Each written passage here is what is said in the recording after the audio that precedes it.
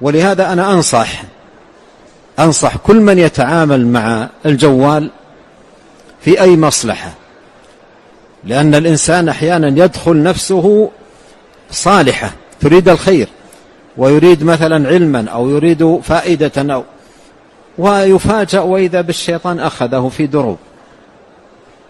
في دروب أوقعه في مهاوي ومهالك. ولهذا ينبغي على المتعامل مع الجوال أن يتعامل معه بماذا؟ بحذر شديد، ويكثر من التعوذ بالله من الشيطان. أنا أنصح بهذا، أنصح أن يكثر بالله من التعوذ من الشيطان، وخاصة إن تحرك من خلال الجوال ماذا؟ نزغ للشيطان، لمه للشيطان، جثمه للشيطان على القلب، يجثم على القلب. إن أحس بشيء من ذلك يتعوذ.